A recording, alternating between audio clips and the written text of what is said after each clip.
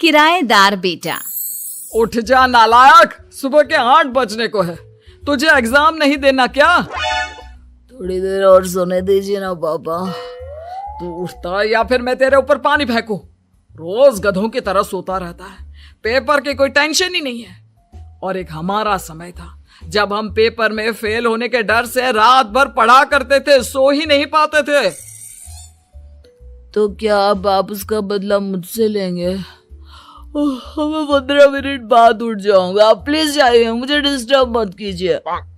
इतना कहकर रौनक रजाई ढककर फिर से सो जाता है। तू ऐसा नहीं मानेगा, रुक मैं अभी पानी लेकर आता हूं। बस फिर क्या था, इतना कहकर वो भागते हुए बाथरूम में जाते हैं और पानी की एक बड़ी सी बाल्टी लाकर रौनक के ऊपर फेंक देते हैं। पानी पड़ते ही रौनक झट से उठ जाता है।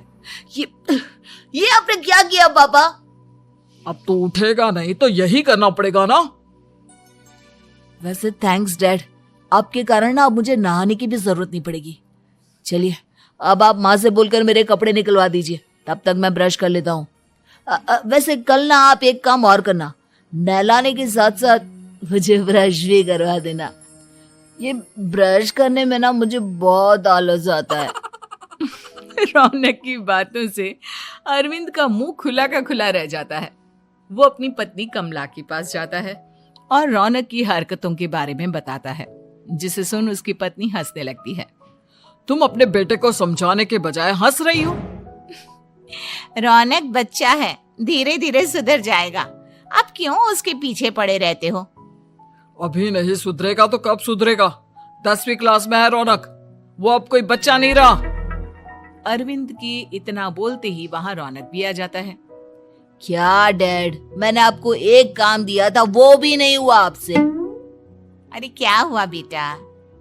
माँ, मैंने डैड से बोला था कि वो आपको बोलकर मेरे स्कूल की यूनिफॉर्म निकाल दे, लेकिन मेरे पीछे पड़ने के अलावा इनसे एक काम ढंग से नहीं होता। देख रही हो कमला, देख रही हो अपने लाडले को? अरे आप चुप रहिए जी। चलो बेटा, मैं तुम्हें कपड़े निकाल कर दे देती हूँ। बस ऐसे ही साल पर साल बीतते जाते हैं, लेकिन रौनक के रवैये में कोई बदलाव नहीं आता। वो पहले से भी ज्यादा आलसी और पूरी तरह अपने माता पिता पर निर्भर हो जाता है। 2 साल बाद पता नहीं कहाँ गायब रहता है पूरे दिन, अब तक तो आ जाना चाहिए था। अरे आप इतनी फिक्र क्यों कर रहे हैं उसकी? दोस्तों के साथ खेल रहा होगा, आ जाएगा अभी। ये कोई टाइम है खेलने का? 10 बजने वाले हैं, इतनी रात में कौन खेलता है? कमला कुछ कहती उससे पहले ही रौनक वहां आ जाता है। मम्मी जल्दी से खाना लगा दो, बहुत भूख लग रही है। तुम्हें तब तक खाना नहीं मिलेगा जब तक तुम बता नहीं देते कि इतनी रात गए कहां से आ रहे हो। ओ प्लीज डैड, अब आप एसी पे प्रद्युमन बनकर मेरे सर पर बंदूक लेकर मत बैठ जाना। अपनी फालतू की बकवास बंद कर और बता कहां से आ रहा है। माँ अब समझाइए ना डैड को। बता देना बेटा, इनको भी तसल्ली हो जाएगी।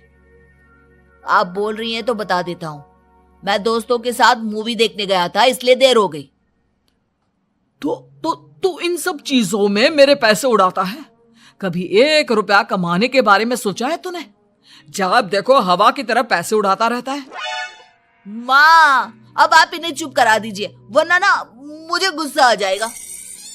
अच्छा क्या कर लेगा? बता ना क्या कर लेगा तू? वैसे बात तो ठीक ही है, मैं कर ही क्या सकता हूँ। पैसे तो फिर भी मैं आपसे ही मांगूंगा ना। चलिए अब ये सब बात छोड़िए और मम्मी मेरे लिए खाना लगा दीजिए। अभी लगा देती हूँ बेटा। मैं बता रहा हूँ कमला, एक दिन ये ऐसे ही बिगड़ जाएगा। ओफो, आप क्यों इतना पीछे पड़े रहते हो मेरे बच्चे के? बात की बाद में देखेंगे, अभी आप शांति से उसे खाना खाने देंगे। अगले दिन डैडी मुझे 10,000 रुपए चाहिए। हाँ? अब इतने पैसे क्यों चाहिए तुझे? डैड आप बिना सवाल किए कभी पैसे नहीं दे सकते क्या? जब तक तू बताएगा नहीं तुझे पैसे भी नहीं मिलेंगे। अरे अब आप अपने बेटे को पैसे भी नहीं दे सकते? नालायक, तेरी उम्र के लोग नौकरी करते हैं और एक तू है जो नौकरी करने का नाम ही नहीं लेता कभी। आप लोगों के होते हुए भला मैं नौकरी क्यों करूं? अरे हम कब तक पैसे देंगे तुझे? तुझे भी तो अपने पैरों पर खड़ा होना होगा ना। कौन सा उधार के पैरों पर खड़ा हूं? अपने ही तो पैरों पर खड़ा हूं मैं। इसी तरह रौनक दिन प्रतिदिन लापरवाह होता जाता है। उसकी लापरवाही को देखते हुए अरविंद और कमला अपने बेटे की शादी कराने का फैसला लेते हैं और 1 महीने के अंदर अंदर ही रौनक की शादी मेघा नाम की लड़की से करा देते हैं। शादी के कुछ दिन बाद, रौनक, मुझे एक अच्छी सी साड़ी चाहिए, आप ला दोगी ना? हाँ, क्यों नहीं। कितने तक की आती है साड़ी? यही करीब 5,000 तक की। तुम चिंता मत करो, मैं आज ही डैडी से पैसे मांगकर तुम्हारे लिए साड़ी ले आऊंगा। आप कब तक ऐसे ही अपने पापा से पैसे मांगते रहेंगी? कोई अच्छी सी नौकरी क्यों नहीं कर लेते आप? अरे डैड के होते हुए मुझे नौकरी करने की जरूरत ही क्या है? पर आप ऐसे कब तक उनसे पैसे मांगते रहेंगे? कुछ आपको अपने दम पर भी तो करना होगा ना। अब तुम भी बाकी लोगों की तरह मुझे ज्ञान देना शुरू मत कर देना। साड़ी चाहिए ना तुम्हें, मिल जाएगी बस। इतना कहकर रौनक अपने पिता से पैसे मांगने चला जाता है। डैडी, मुझे 5,000 रुपया चाहिए। अब 5,000 क्यों चाहिए तुझे? वो मेघा को साड़ी चाहिए थी। अरविंद आगे बिना कुछ कहे चुपचाप उसे पैसे निकाल कर दे देता है। कुछ दिन बाद, तुम्हें नहीं लगता कमला, रौनक हम पर पहले से भी ज्यादा डिपेंड हो गया है? मुझे तो अब उसके भविष्य की चिंता होने लगी है। कल को हमें कुछ हो गया तो वो क्या करेगा? काश तुमने पहले ये सोच लिया होता तो आज हमारा बेटा इतना लापरवाह नहीं होता। तब मुझे कहाँ पता था कि मेरा लाड प्यार उसे इतना बिगाड़ देगा कि वो इस हद तक लापरवाह बन जाएगा। कोई बात नहीं, अभी भी देर नहीं हुई। मुझे पता है उसे कैसे सुधारा जा सकता है। कैसे? अरविंद कुछ कहता उससे पहले रौनक वहां आ जाता है और पैसों के लिए हाथ फैलाने लगता है। डैड, मैं और मेघा बाहर घूमने जाना चाहते हैं। अरे वाह, ये आज सूरज कहाँ से निकला है? Dad please. अच्छा चलो अब मुद्दे की बात करो। मुझे अब 25,000 चाहिए। अब तुम्हें 1 रुपया भी नहीं मिलने वाला। अगर तुम्हें पैसों की इतनी ही जरूरत है तो कोई ढंग की नौकरी कर लो। मम्मी, आप कुछ कहिए ना डैड को। बेटा, वो गलत क्या बोल रहे हैं? ये सब हम तेरे भले के लिए ही तो कर रहे हैं। मम्मा, मैंने बताया ना आपको, मुझे नहीं करनी कोई जॉब वॉब। तो ठीक है, निकल जाओ हमारे घर से। तुम्हारे जैसे लोगों के लिए मैंने ये घर खड़ा नहीं किया है। जितना ये घर आपका है ना, उतना ही मेरा भी है। मैं कहीं नहीं जाने वाला। जाना तो पड़ेगा ही तुझे, क्योंकि अब मैं तेरा कोई भी खर्चा नहीं उठाने वाला। ठीक है, मत उठाइए मेरा खर्चा, मैं अपने दम पर भी जी सकता हूँ। तो बेशर्मों की तरह अब तक यहाँ क्यों खड़ा है? अपना सामान ले और निकल जाए यहाँ से।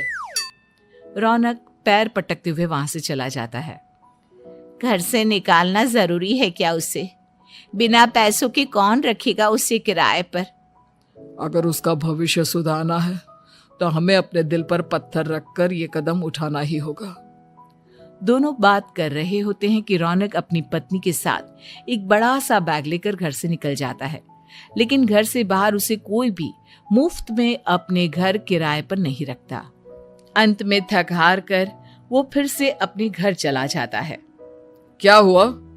थोड़ी देर पहले तो दहाड़ते हुए घर से निकला था, अब क्या हुआ? नहीं रखा ना किसी ने तुझे किराए पर? डैड प्लीज, मैं कुछ दिनों में कोई अच्छी सी नौकरी शुरू कर दूंगा। आप तब तक तो हमें रख लीजिए प्लीज। सुबह से रात हो चुकी है लेकिन कोई हमें रखने को राजी नहीं है।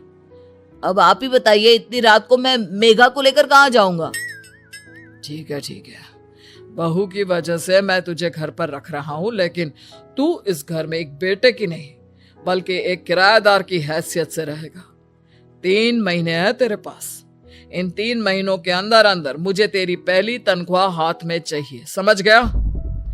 पक्का डैड, इन 3 महीनों के अंदर अंदर तो कोई बढ़िया सी नौकरी ढूंढ ही लूंगा मैं।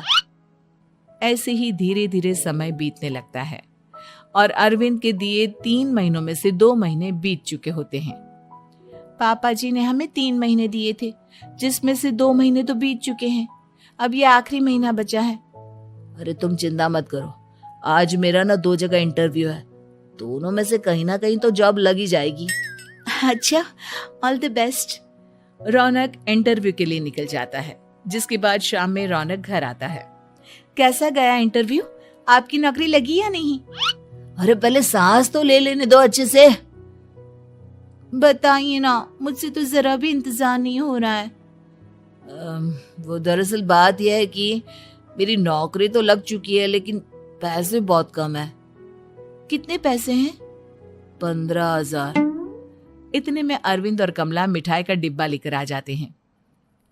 बधाई हो बेटा। हम जानते थे तेरी जॉब जरूर लगेगी। लेकिन मेरी सैलरी बहुत कम है मम्मा। कम है तो क्या हुआ, धीरे धीरे बढ़ जाएगी।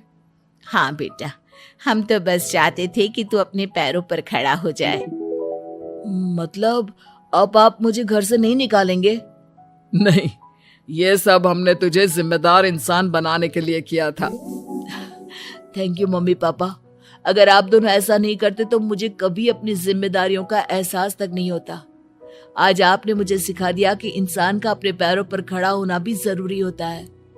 इतना कहकर रौनक झट से अपने माता पिता के गले लग जाता है और अपनी कमाई की पहली तनख्वाह वो अपने माता पिता के हाथ में सौंपता है। इस तरह रौनक एक गैर जिम्मेदार व्यक्ति से एक जिम्मेदार व्यक्ति बन जाता है।